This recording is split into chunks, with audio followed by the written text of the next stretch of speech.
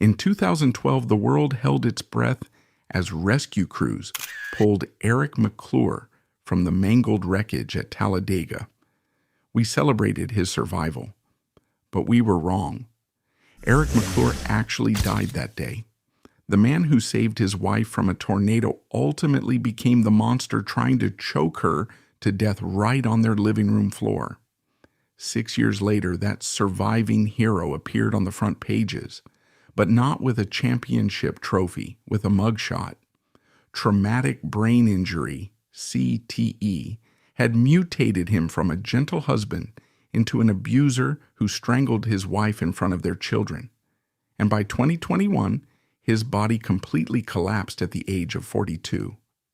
This is the most terrifying tragedy of a slow suicide in NASCAR, when a crash doesn't kill you instantly but turns you into someone else entirely before destroying you completely. Eric McClure was born in 1978 into a world smelling of burnt rubber and high-octane fuel. He wasn't just a boy from Abingdon, Virginia. He was the heir apparent to NASCAR royalty, but royalty always exacts a price.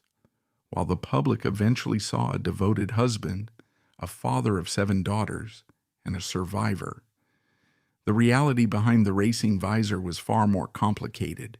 He was a man buckling under the immense weight of a family legacy he could never quite fulfill, carefully constructing a flawless personal life to mask his professional shortcomings. Eric's foray into professional stock car racing began in the early 2000s. The transition from local Saturday night dirt tracks to the national asphalt stage was brutal. The Xfinity Series is the harsh proving ground of NASCAR. It is a relentless, exhausting circuit where underfunded, independent teams battle against the highly financed developmental squads of multi-million-dollar Cup Series organizations. Eric stepped into this fiercely competitive arena carrying the heaviest surname in the garage. Every time he walked down the pit lane, he felt the eyes of mechanics, sponsors, and fans tracking his movements. They looked at the young driver and immediately envisioned the dominant Kodak No. 4 car of his uncle's era. They expected Daytona trophies and champagne celebrations. But Eric was operating with mid-tier equipment. He was fighting tooth and nail for a 20th place finish, while his family's historical legacy demanded first place. This glaring disparity created a quiet, agonizing friction in his daily life. He was undoubtedly a capable driver, skillfully navigating 3,400-pound machines at 180 miles per hour, just inches from solid concrete barriers.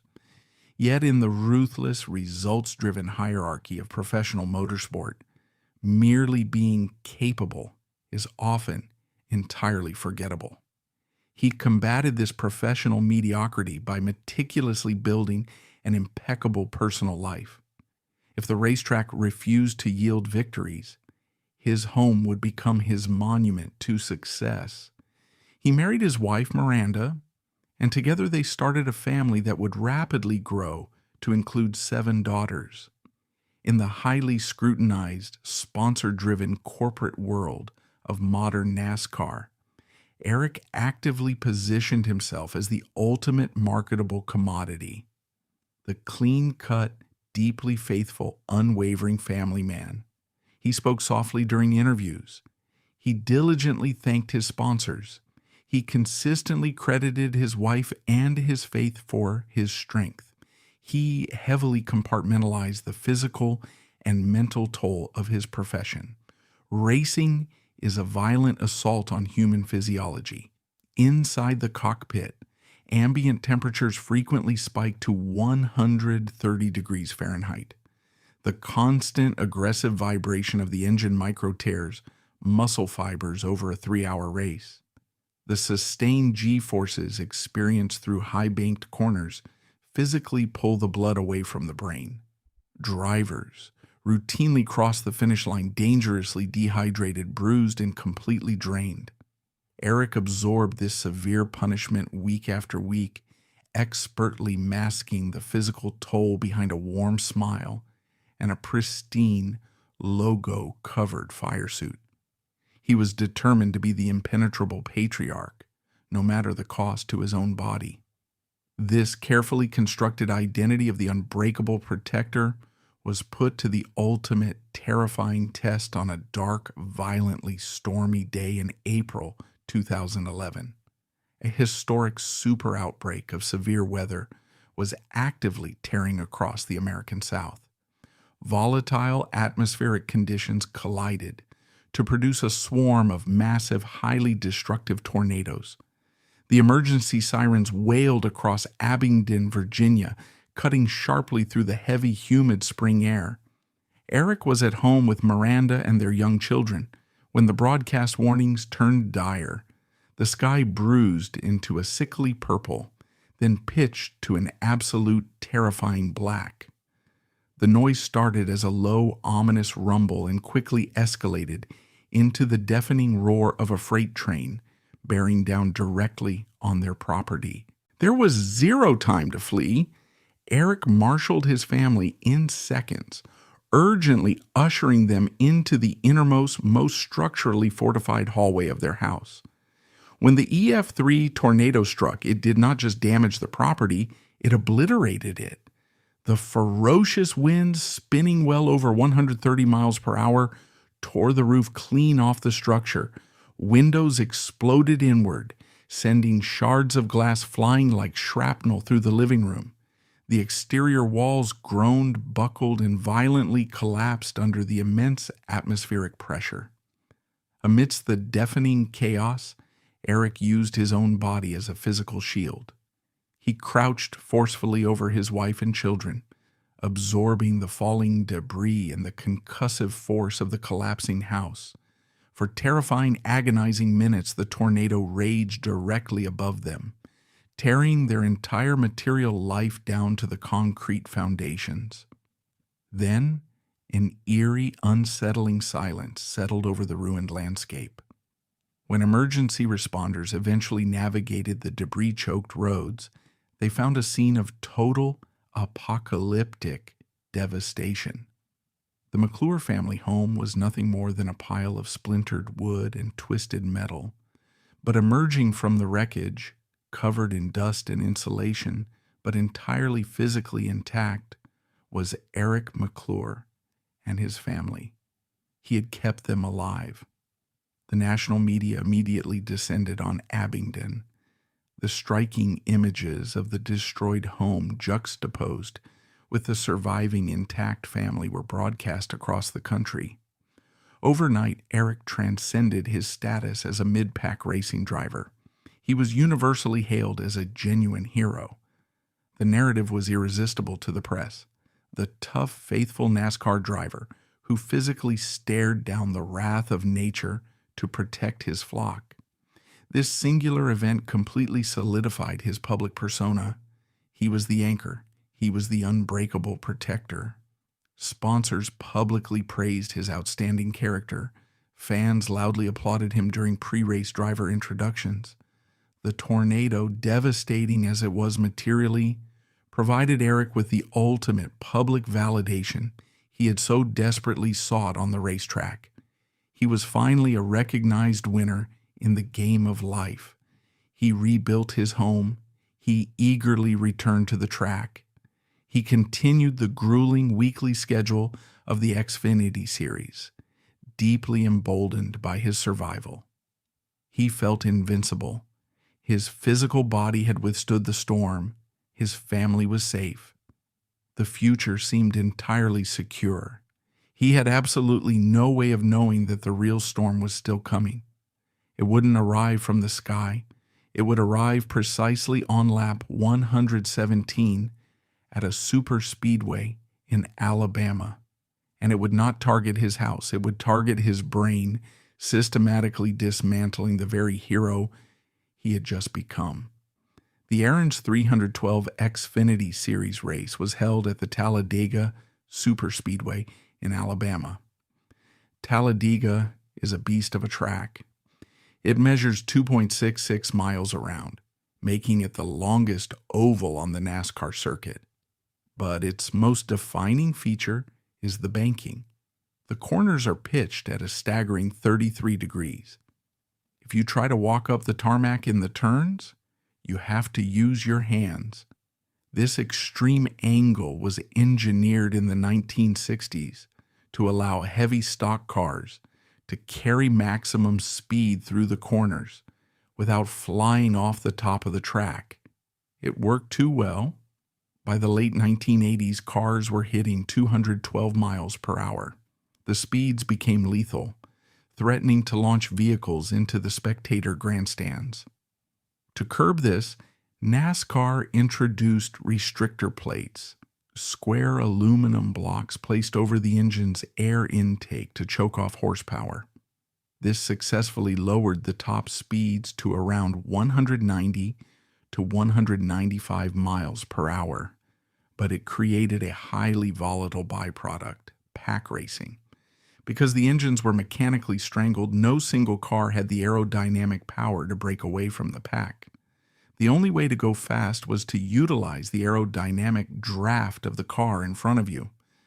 As a result, 40 cars, each weighing 3,400 pounds, were forced to drive in a dense, tightly packed cluster. They ran 3 and 4 lanes wide, mere inches from one another's bumpers and doors, for hundreds of miles. Inside the cockpit of Eric's number 14 Hefty/Reynolds Rap Toyota, the conditions were brutal. Pack racing requires a driver to operate in a state of absolute hypervigilant sensory overload. The ambient temperature inside the car was hovering around 130 degrees Fahrenheit. The air was thick with carbon monoxide and the sharp metallic smell of burning brake dust. The noise was an inescapable physical force, a continuous deafening roar of 40 V8 engines that rattled the teeth in his jaw. Eric was heavily secured into a custom-molded carbon fiber seat. A 5-point safety harness pinned his pelvis and shoulders to the chassis. His helmet was anchored to a hand's head and neck support device, a rigid carbon fiber collar designed to prevent his neck from violently snapping forward in the event of a crash. He was physically bolted to the machine. For 116 laps, Eric navigated this high-speed traffic jam flawlessly. He communicated constantly over the radio with his spotter, who was positioned high above the track on the grandstand roof. The spotter acted as his peripheral vision, feeding him a rapid, non-stop stream of information. Car outside, door to door, quarter clear, hold your line.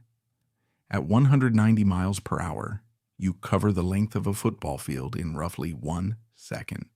Human reaction time is simply not fast enough to avoid a sudden obstacle at those speeds. You rely on anticipation, rhythm, and luck. On lap 117, the rhythm broke. The chaos originated near the front of the pack. The exact trigger in restrictor plate racing is often microscopic. A slight tap on the brakes, a millimeter twitch of the steering wheel, or a tire losing an ounce of air pressure. Whatever the cause, a car near the front lost its aerodynamic stability and spun sideways. When a stock car turns sideways at 190 miles per hour, its aerodynamic profile changes from a sleek bullet to a massive flat air brake.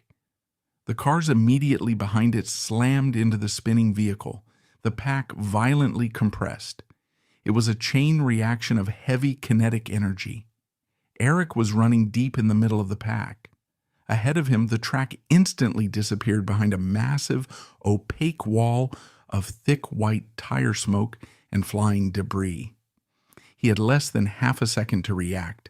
He immediately lifted his foot off the throttle and firmly applied the brakes. But in pack racing, slowing down is just as dangerous as crashing. A car directly behind Eric, desperate to avoid the massive pileup forming ahead, failed to slow down in time. It clipped the rear quarter panel of Eric's Toyota. That single heavy tap unsettled the rear tires of the number 14 car. The wide, slick Goodyear tires lost their microscopic grip on the asphalt. The car snapped violently to the right, sliding completely out of Eric's control. He countersteered, but the front wheels had nothing to grip. He was no longer a driver. He was a passenger strapped inside an unguided projectile. The Toyota slid off the steep banking and shot rapidly across the flat apron of the track. It was aimed directly at the inside retaining wall. In modern motorsport, major impact zones are lined with safer steel and foam energy reduction barriers. These are thick, energy-absorbing walls designed to crush upon impact, dissipating the kinetic energy of a crashing car before it reaches the driver. However, at that specific time, the inside retaining wall at Talladega, where Eric was heading, was not entirely equipped with safer technology.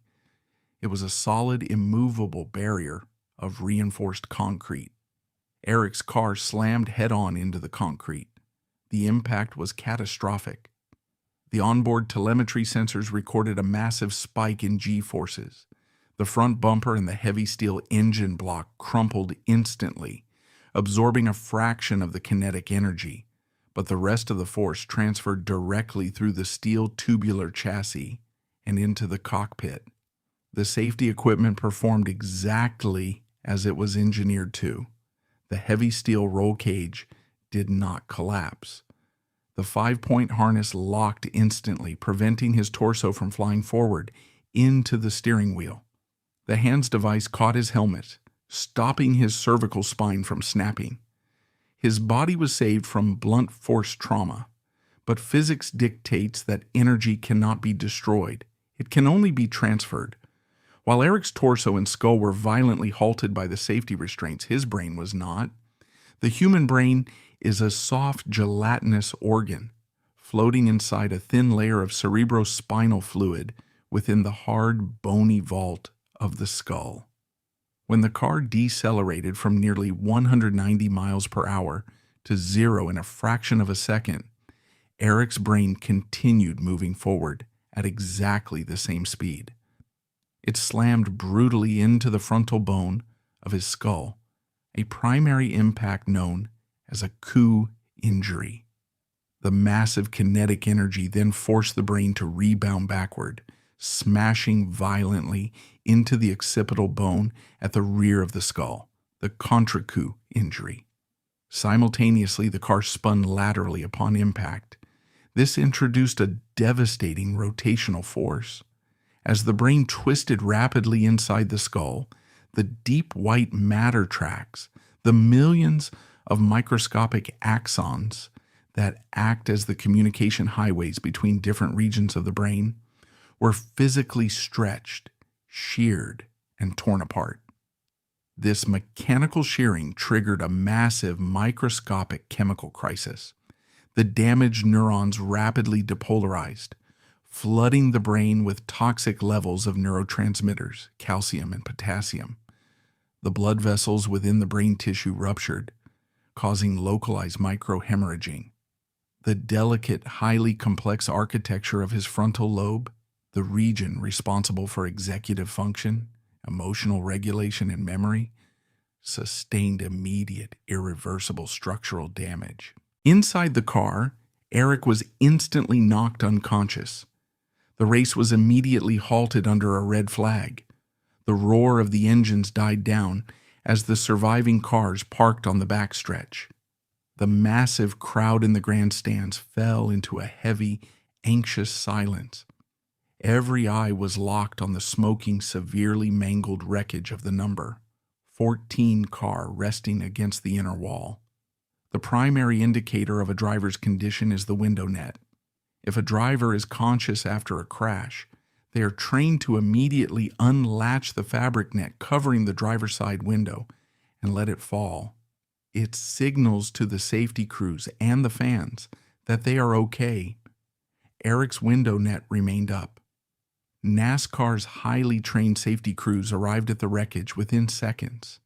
They found a grim scene. The front half of the car was completely unrecognizable. Fluids were pouring onto the asphalt, and heavy smoke filled the cockpit. They quickly dropped the window net and found Eric completely unresponsive. Given the extreme velocity of the impact and his lack of consciousness, the paramedics immediately initiated severe trauma protocols. They had to assume he had sustained major spinal or cervical injuries. They could not risk pulling him out through the window opening. They signaled for the heavy extraction tools. Using hydraulic cutters, often referred to as the jaws of life, the crew methodically attacked the heavy steel tubing of the roll cage. They cut the thick metal pillars holding up the roof and peeled the heavy sheet metal back, completely opening the top of the car. Working with precise synchronized movements, the medical team fitted Eric with a rigid cervical collar. They slid a hard plastic backboard behind his seat, carefully strapped his body to it to prevent any spinal movement, and lifted him vertically out of the destroyed chassis. He was loaded into a waiting ambulance, which immediately transported him to the infield care center. There, doctors quickly assessed his vitals.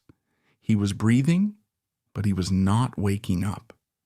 The decision was instantaneous. He needed immediate transport to a level 1 trauma center. He was loaded into a medical evacuation helicopter and airlifted from the track directly to the University of Alabama at Birmingham UAB Hospital.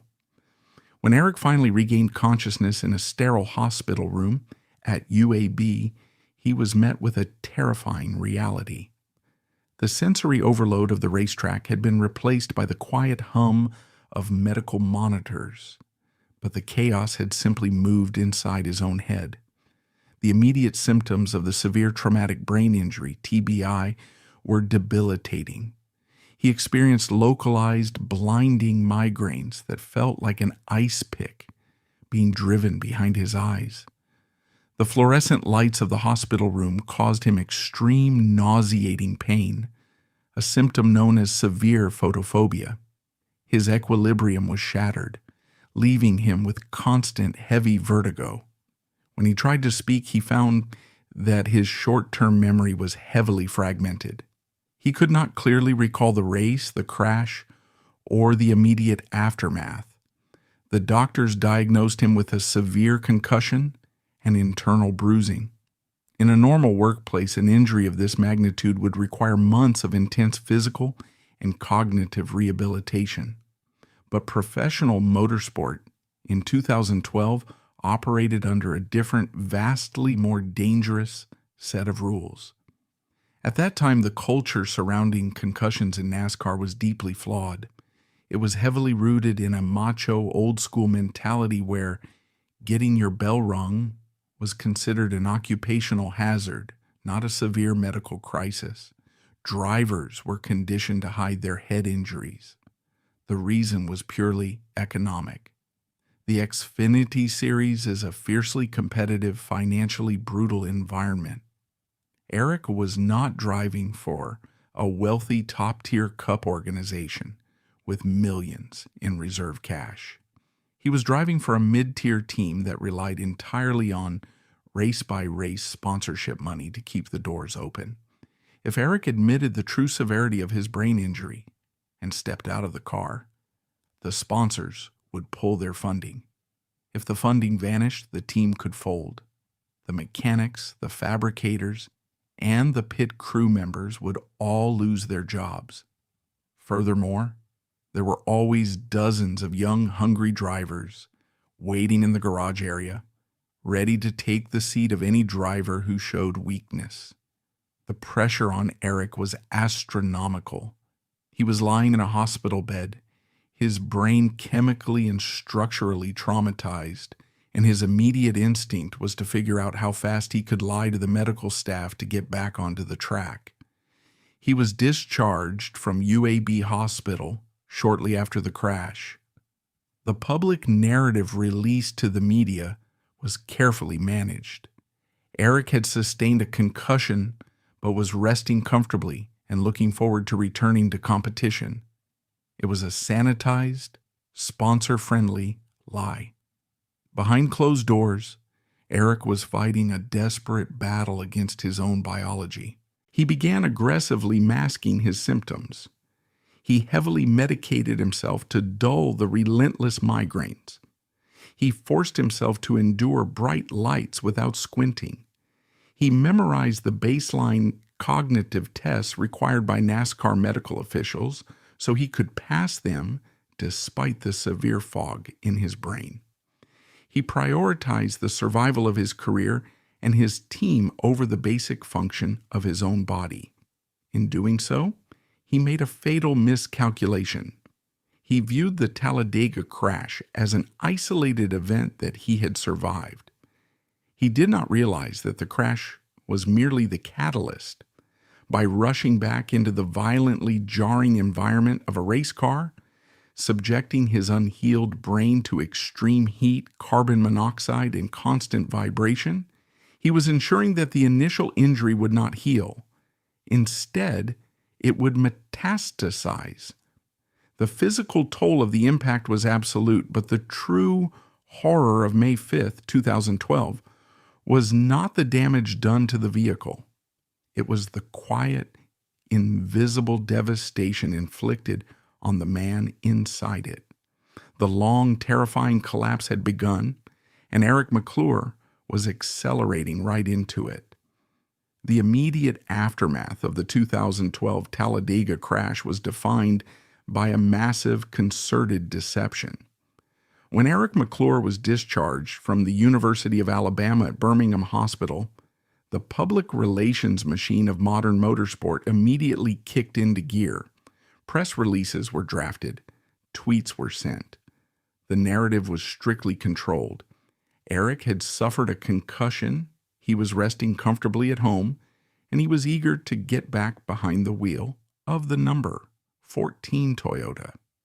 It was a neat, digestible story of athletic resilience. It was also a complete fabrication. Behind the doors of his home in Virginia, Eric was living in a state of neurological chaos. The brain does not heal like a broken bone. You cannot put it in a cast, and you cannot easily measure its recovery on an X-ray. When the delicate neural pathways are sheared by massive G-forces, the brain initiates a frantic, highly inefficient repair process. For Eric, this manifested as a relentless barrage of post-concussion symptoms. His equilibrium was shattered.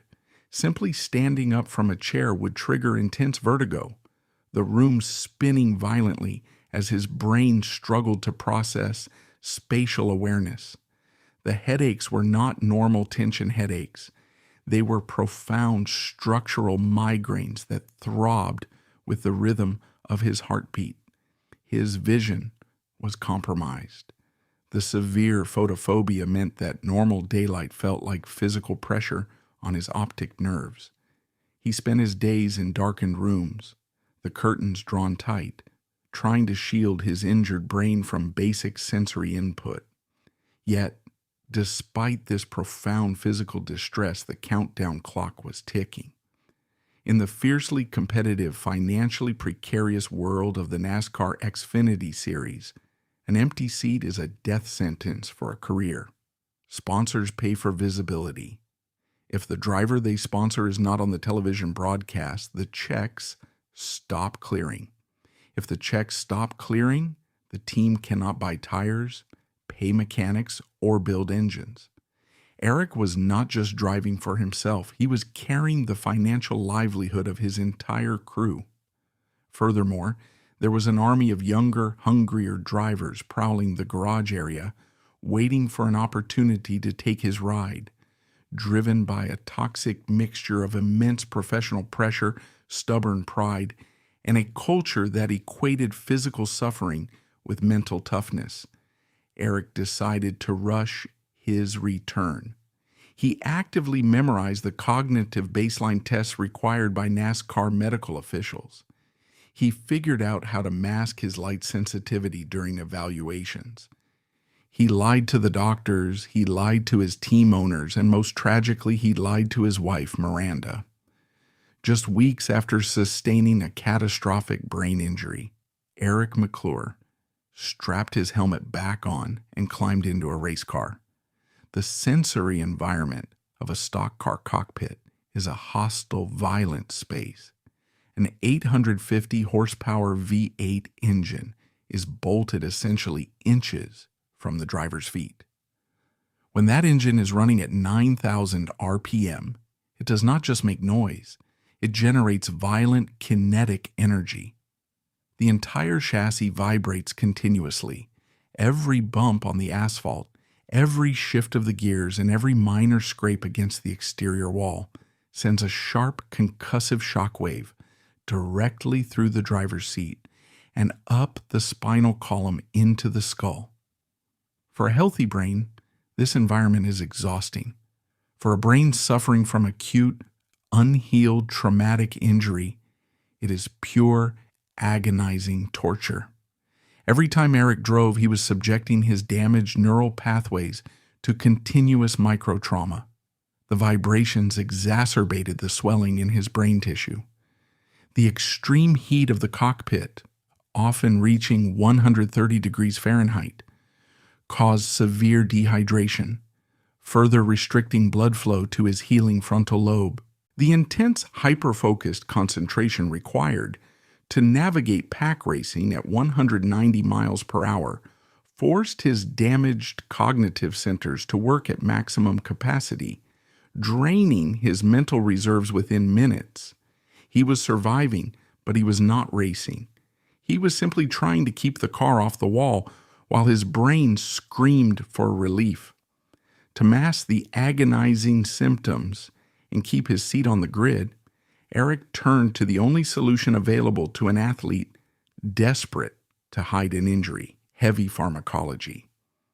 The locker rooms and garages of professional sports are often built on a foundation of chemical endurance. When millions of dollars in lifelong dreams are on the line, the concept of resting an injury is frequently discarded in favor of managing the pain.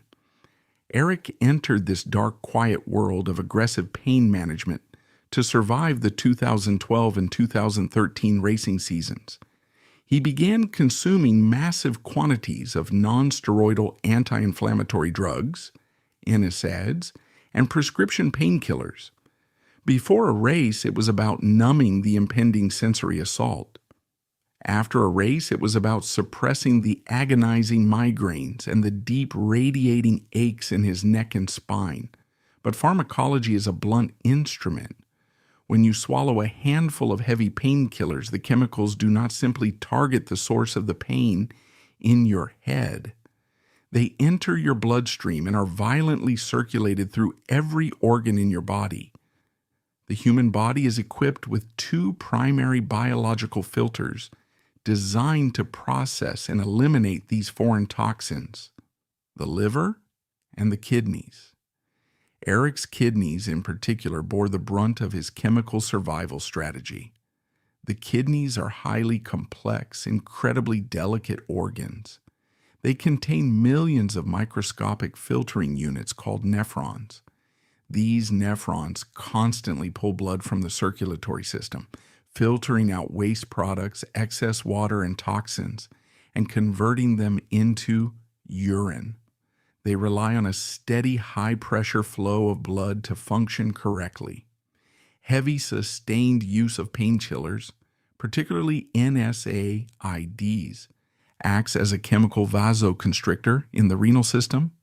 They restrict the blood vessels leading into the kidneys, significantly reducing the vital blood flow required to keep the nephrons alive.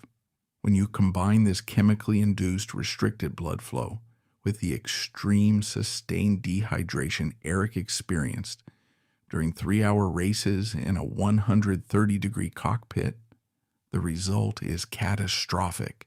He was effectively suffocating his own organs. The microscopic filters in his kidneys began to die from a lack of oxygen and blood flow. The toxins that were supposed to be flushed from his system began to build up rapidly in his bloodstream.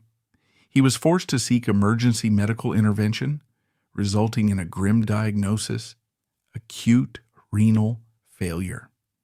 At just 35 years old and in the prime of his racing career, Eric's organs were shutting down.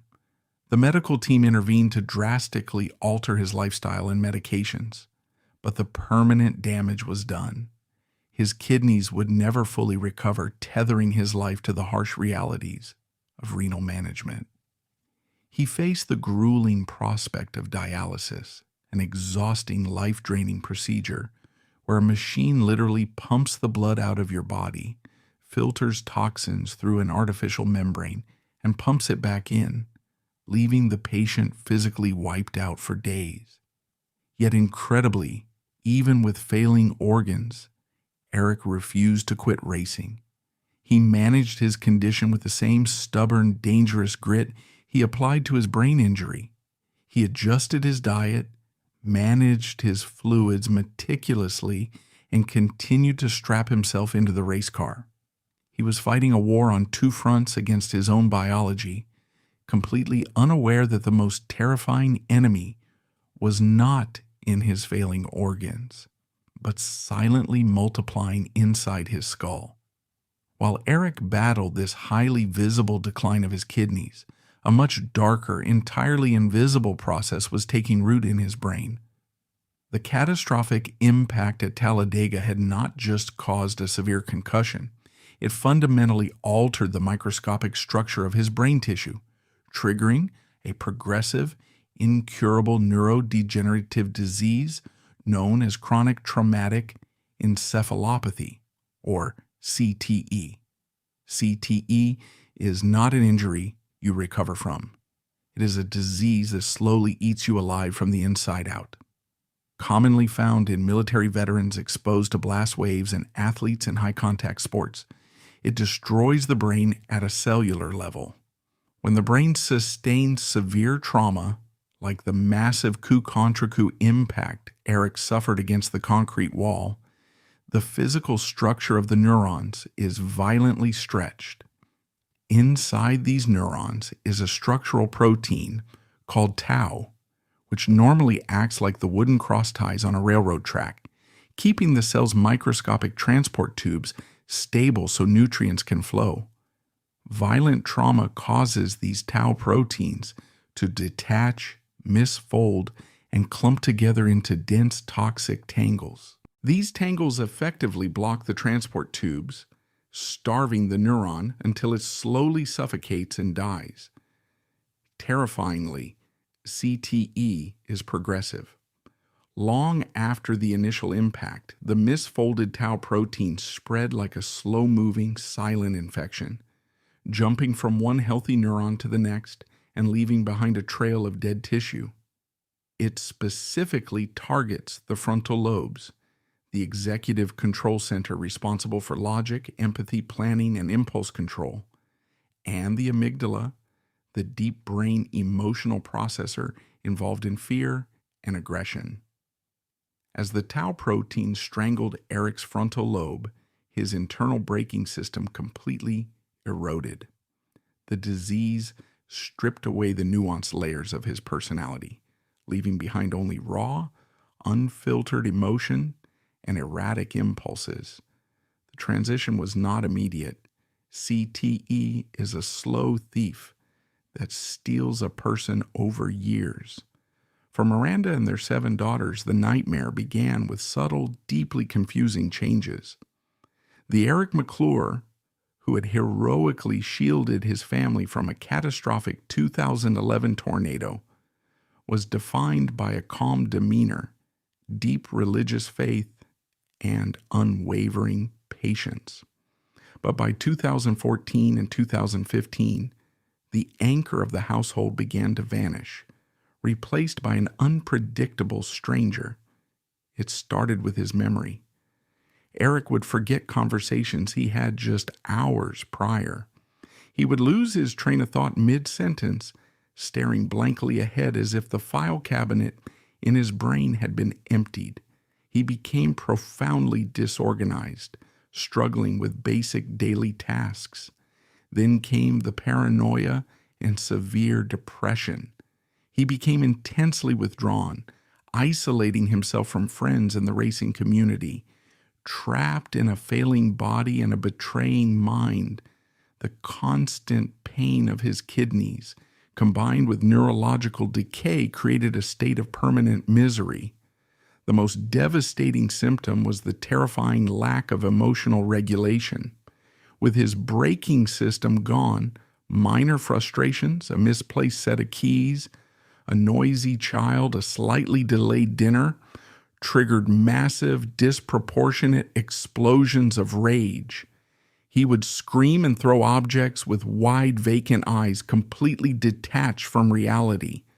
The home he had fought so hard to protect became a walking on eggshells environment of constant anxiety. Miranda watched helplessly as the man she married fundamentally altered. The tragedy of a rotting brain is unique in its cruelty. You are not fighting a disease together while the person remains intact.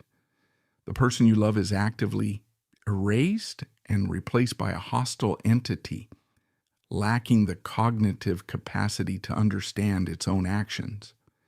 Eric would suffer explosive outbursts only to completely forget the severity of the incident hours later, genuinely confused as to why his family was terrified. Trapped in a cycle of neurological misfires, he knew something was broken, but lacked the executive function to control it. The perfectly constructed facade of the unshakable family man cracked wide open. His physical body was also preparing for one final agonizing collapse. By the summer of 2019, the 40-year-old stepped away from full-time racing. Exhausted, with severely compromised kidneys and a deteriorating brain, the damage from 14 years of extreme stress and heavy pharmacology culminated in a life-threatening crisis, rhabdomyolysis. In the medical world, rhabdo is a nightmare scenario where damaged skeletal muscle tissue breaks down rapidly and necrotizes while the patient is still alive. As the dying muscle cells violently rupture, they dump their internal contents into the bloodstream. The most dangerous is myoglobin, a large protein that is highly toxic to the renal system. This massive toxic flood rushed into Eric's already failing nephrons, jamming the delicate filtering tubes like wet concrete poured down a fragile drain. Unable to process the protein load, his kidneys completely and utterly shut down, throwing him into end-stage acute renal failure. Simultaneously, the dying muscle tissue in his limbs triggered a massive inflammatory response. Because the tough fascia tissue wrapping the muscles does not stretch, the uncontrollable internal swelling created immense pressure inside his limbs, a condition known as compartment syndrome. The pressure clamped shut main arteries and veins, cutting off blood supply. Described as one of the most agonizing experiences a human can endure, it feels like limbs being slowly crushed from the inside out. Without drastic surgical intervention, the tissue would die entirely, requiring quadruple amputation. Rushed to the ER and systemic shock trauma surgeons performed emergency bilateral fasciotomies. In this brutal primitive surgery, scalpels sliced long, deep, vertical gashes down the entire length of his calves, thighs, and forearms. Cutting completely through the skin and fascia instantly released the catastrophic pressure, causing the severely swollen muscle to literally bulge out of the open wounds. Unable to be stitched closed, the incisions were packed with sterile gauze and left wide open to the air, exposing the raw muscle and bone. Eric woke in the ICU in unimaginable agony, immobilized, permanently tethered to a loud dialysis machine, and heavily medicated on high-dose narcotics to survive the searing pain. He was physically rotting from the inside out. Yet, as horrifying as the physical destruction of his body reached its gruesome peak in the hospital wards of 2019, the complete obliteration of his character, his family, and his legacy had actually occurred a year earlier. To understand the total collapse of the man, the timeline must step back from the surgical nightmare and return to his living room in the fall of 2018. This is where the true horror of CTE manifested. The disease did not merely kill the host, it turned him into a weapon against the people he loved most. For years, the McClure household had been quietly devolving into a psychological war zone. Living with a severe traumatic brain injury patient is an exercise in hypervigilance. Miranda learned to read microscopic shifts, a blank stare or a rigid jaw, as warning signs of an impending autonomic nervous system hijack. Without logic to the triggers, the spark of human anger instantly ignited a raging inferno. During these episodes, Eric's amygdala took absolute control. Then hours later, the old Eric would briefly resurface in profound, confused remorse. But in October 2018, this cycle escalated to life-threatening physical violence. During an altercation, Eric crossed a fatal threshold. In a fit of absolute, unhinged rage, he overpowered and physically battered his wife in their own home.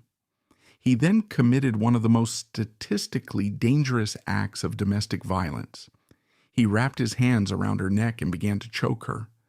This intensely intimate and immediately lethal act of strangulation sent a clear, visceral message of absolute control over whether she lived or died. This brutality happened in full view of their children. The hero who saved them from a natural disaster was now actively trying to kill their mother on the living room floor. Completely detached from reality, Eric screamed a chilling threat that echoed through the house. "I will kill you and kill myself." It was the unfiltered vocalization of a brain that had entirely lost its survival instinct and moral compass. In the midst of this terrifying chaos, the true heroism of the night emerged from his 9-year-old daughter. Showing unimaginable courage, she managed to grab a phone, slip away, and dial 911. The sound of a terrified child begging the dispatcher to save her mother from her father prompted multiple units to rush to the residence, with sirens blaring. When police breached the property expecting a volatile domestic disturbance, they found the shattered remains of the McClure family facade. The house was in disarray. Miranda was battered and gasping for air, and the children were completely hysterical. When the adrenaline waned, police officers noted a disturbing disconnect in Eric's demeanor. He was not acting like a rational man who had made a terrible mistake. He acted like a man whose brain was struggling to process his environment. Officers placed the beloved NASCAR veteran in handcuffs, marching him out of his home, past his terrified children, and into a squad car. Transported to the precinct and booked on domestic violence charges, the police took a photograph that would come to define his final years. The 2018 mugshot of Eric McClure remains one of the most chilling images in the history of modern sports. If you look closely at that photograph, you do not see a hardened criminal. You do not see a man projecting defiance or anger. What you see is a terrifying, absolute emptiness. His skin is pale and unhealthy, a testament to his failing kidneys and heavy medication use. But it is his eyes that tell the true story. They are completely vacant. They are dark, hollow, and devoid of any recognizable human emotion. In law enforcement, they sometimes refer to this as the lights are on, but nobody is home. Look. It is the visual manifestation of severe structural brain damage. The man in that photograph was a husk. The Eric McClure who had dreamed of winning the Daytona 500, the man who had held his daughters tight during a tornado, was already dead. He had died on the concrete at Talladega 6 years earlier.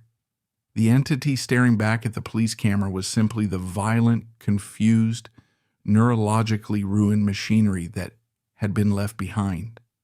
The public release of the mugshot and the details of the arrest sent absolute shockwaves through the NASCAR community and the public at large. The reaction was swift, brutal, and entirely understandable. Society rightfully has zero tolerance for domestic abusers. The narrative surrounding Eric completely inverted overnight. The media stripped him of his hero status. Sponsors immediately severed any remaining ties. He became a pariah in the garage area, where his family name had once commanded absolute respect. People who had cheered for him on Sundays now looked at him with disgust. And yet, this public condemnation, while entirely justified for the sake of Miranda and her children, completely ignored the dark, uncomfortable medical reality of the situation. Eric McClure's descent into violence forces us to confront one of the most difficult ethical and legal debates in modern medicine and sports: the intersection of severe brain trauma and criminal culpability. When a person with a healthy brain commits an act of violence, they possess the free will to choose that action, and they are rightfully held accountable. But what happens when the physical organ responsible for free will, empathy, and impulse control has been structurally destroyed by the demands of a professional sport? Medical experts and advocates for CTE awareness point to cases exactly like Eric's as the tragic, inevitable outcome of untreated, repeated brain trauma. The destruction of the frontal lobe physically removes the individual's ability to stop themselves from acting on violent impulses. They become passengers in their own deteriorating bodies. This creates an agonizing gray area. On one hand, Miranda and her daughters were the victims of a horrific, inexcusable crime. They suffered severe physical and psychological trauma that will take a lifetime to heal. They deserved absolute justice, safety, and protection from their abuser. The terror they experienced on that night in October 2018 is undeniable and paramount.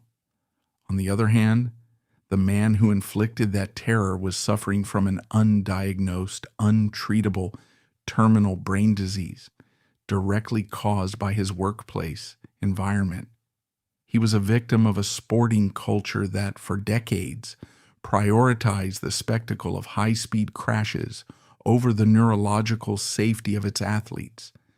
The American justice system is fundamentally ill-equipped to handle this nuance. The courts operate on the premise of intent and accountability. They do not have a framework for prosecuting a ghost, for punishing a man whose violent actions are the direct symptom of a rotting brain. For 2 years following the arrest, the legal process dragged on. Eric was ostracized, living in isolation as his physical health continued to aggressively deteriorate. The severe kidney failure and the horrifying bout of rhabdomyolysis in 2019 compounded his misery, turning him into a physically crippled, heavily medicated outcast, awaiting his day in court. His marriage to Miranda formally and necessarily ended. She took the children and built a protective wall around them, prioritizing their safety and mental health over the ruins of their former life. Eric was legally barred from the family he had once so fiercely protected. The isolation was absolute. Finally, in October 2020, the legal saga reached its muted, deeply depressing conclusion. Eric McClure stood before a judge. He was no longer the muscular, determined athlete. He was a frail, visibly sick 41-year-old man facing the consequences of his actions. To spare his family the trauma of a highly publicized, drawn-out trial, and likely recognizing that he had no viable legal defense against the physical evidence and eyewitness testimony of his own children, Eric entered a plea of no contest to the misdemeanor charge of domestic violence. A no contest plea means the defendant accepts the conviction and the punishment without formally admitting guilt, but the legal result is exactly the same as a guilty verdict. The judge handed down a sentence that reflected the complicated reality of the situation. Recognizing the severe mental and physical health issues at play, the court avoided a lengthy prison sentence. Instead, Eric was sentenced to 12 months of active probation. But the stipulations of the probation were stringent. He was court-ordered to undergo comprehensive substance abuse counseling, a direct result of the years of heavy painkiller abuse he had utilized to survive his racing injuries. More importantly, he was mandated to undergo rigorous mental health evaluations and treatment. He was ordered to complete an anger management program and a domestic violence intervention program. He was placed under strict supervision, required to submit to random drug testing, and ordered to maintain absolute compliance with his medical doctors. The court order was a desperate attempt by the justice system to enforce rehabilitation on a man whose biology was beyond repair. You can mandate anger management classes, but you cannot teach a destroyed frontal lobe how to regulate emotion. You can order substance abuse counseling, but you cannot cure the agonizing physical pain that drove the addiction in the first place. The 2020 conviction was the final formal destruction of Eric McClure's public identity. He was officially a convicted domestic abuser. The legacy of the Kodak No. 4 car, the 288 professional starts, the heroic survival of the 2011 tornado, all of it was permanently eclipsed by the horrific events of October 2018 and the resulting criminal record. He left the courthouse that day a completely broken man. He had lost his career, his health, his wife, his children, his reputation, and his freedom. The crash at Talladega had initiated the process, but the court gavel in 2020 finalized the sentence. Yet, even with nothing left to lose, the slow, agonizing process of his death was still not complete. He had 6 months left to live, and his failing body was preparing to finally shut down the machine for good. The conviction in October 2020 severed Eric McClure's last remaining ties to his former life. The judge's gavel did not just hand down a sentence of 12 months probation. It formalized his absolute isolation. The man who had once been surrounded by pit crews, cheering crowds, sponsors, and a massive family of 7 daughters, was now entirely alone. He was legally barred from the home he had built. He was a pariah in the racing community, and he was trapped in a physical body that was aggressively shutting down. The term suicide usually implies a sudden, violent, and intentional act. But in the context of severe, untreated sports trauma and chemical dependency, suicide can be a protracted, years-long process. Eric did not pull a trigger or swallow a lethal dose of pills in the spring of 2021. The fatal blow had been struck 9 years earlier on the concrete at Talladega. Everything that followed, ignoring the concussion protocols, returning to the violently shaking cockpit of a stock car, masking the agonizing migraines with heavy painkillers, and destroying his renal system to keep his career alive, was a gradual, systematic dismantling of his own biological machinery. He had traded his longevity for a few more years of relevance on the track. Now the bill had finally come due, and the interest rate was lethal. His daily routine in late 2020 and early 2021 was dictated entirely by medical necessity and court mandates. He was a 42-year-old man living the life of a terminal patient. 3 days a week, he had to endure the brutal reality of hemodialysis. Because his kidneys had been completely destroyed by the combination of heavy pharmacology and the catastrophic bout of rhabdomyolysis. In 2019, his blood was highly toxic. Without mechanical intervention, the waste products in his system would kill him in a matter of days. Dialysis is not a cure. It is a life support mechanism that exacts a massive physical toll. Eric would sit in a sterile clinic chair for 4 hours at a time, while thick needles inserted into a surgically created fistula in his arm pulled his blood out of his body. The blood was run through an artificial filter to scrub the urea and excess potassium, then pumped back into his veins.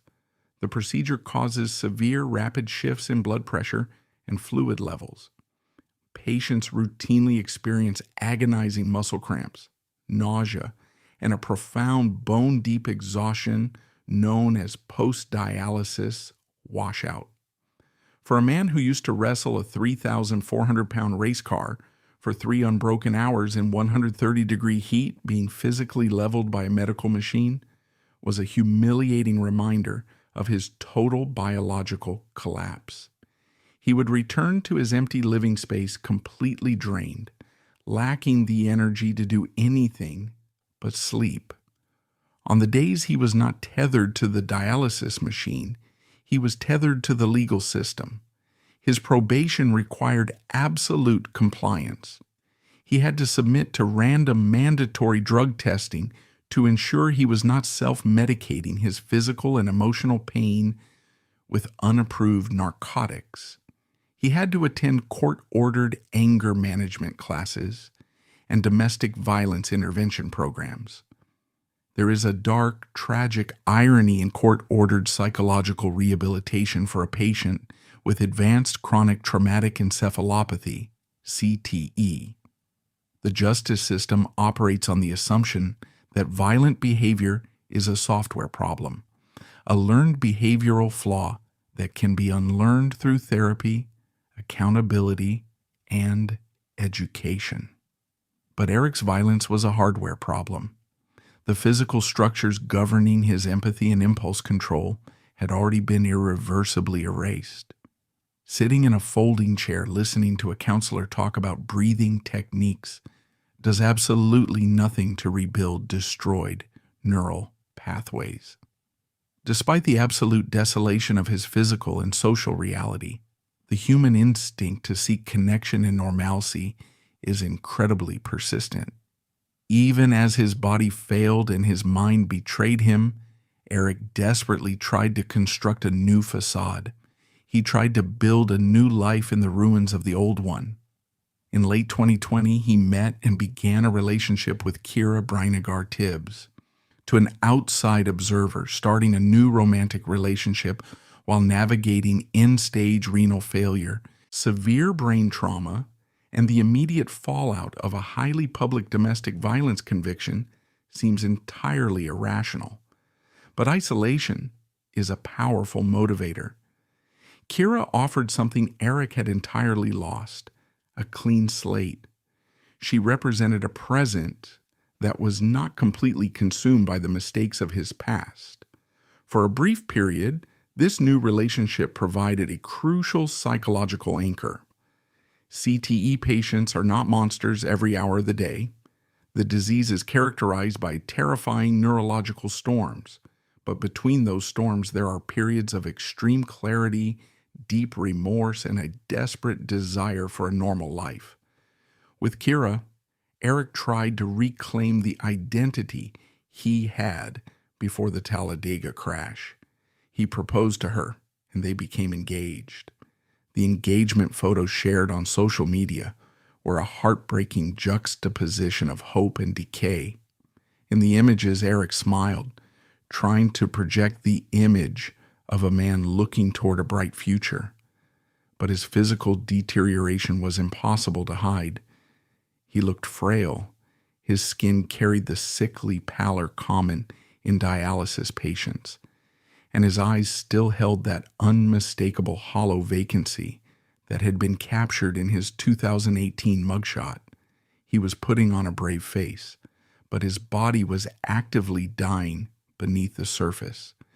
The engagement to Kira was the final desperate act of a man trying to convince himself that he had survived the crash. It was the ultimate manifestation of denial.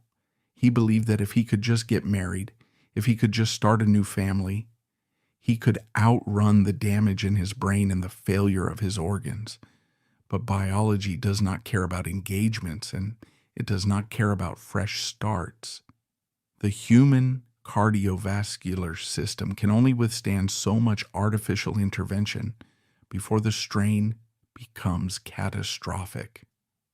As the spring of 2021 arrived, the systemic failure of Eric's body accelerated rapidly.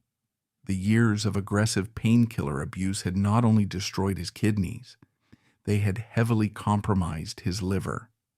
The repeated severe concussions and the advancing CTE had severely weakened his autonomic nervous system, the part of the brain that unconsciously regulates heart rate, blood pressure, and respiration. The massive traumatic surgeries he endured in 2019 to relieve the compartment syndrome in his limbs had left him prone to deep tissue infections and chronic inflammation. He was a medical house of cards. Every organ system was operating on absolute minimum capacity, relying on the others to compensate. But when every system is failing simultaneously, there is no compensation left. The end did not come with the violent, deafening crunch of metal against concrete. It did not come with the screaming engines of Talladega or the flashing lights of police cruisers. It came with terrifying, inevitable silence. In the first week of May 2021, Eric McClure's body simply ran out of reserves. The heart of a severe renal failure patient is constantly overworked, pumping blood that is often too thick against blood pressure that fluctuates wildly due to dialysis. Over time, the heart muscle hypertrophies. It enlarges and stiffens, losing its ability to pump efficiently. Combined with the neurological decay disrupting the electrical signals from his brain to his heart, his cardiovascular system reached its absolute limit. On May 2nd, 2021, exactly 9 years, minus 3 days, after he slammed into the inside retaining wall at Talladega Superspeedway, Eric McClure passed away at his home. He was 42 years old. His death was not classified as an accident, nor was it considered a sudden medical anomaly.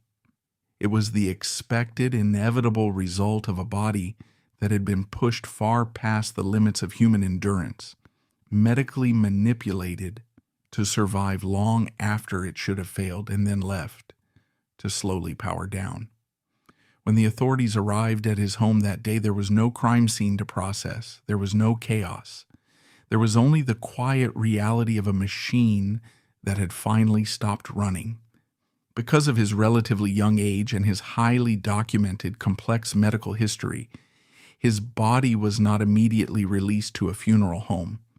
It was transported hours away to the medical examiner's office in Roanoke, Virginia, for a comprehensive autopsy. The authorities needed to officially document the exact mechanism of his death, to trace the final physiological steps of the slow suicide that had begun nearly a decade prior. The man was gone. The racing legacy was deeply fractured. The family he had built was shattered. All that remained was the clinical task of examining the ruined biology he left behind.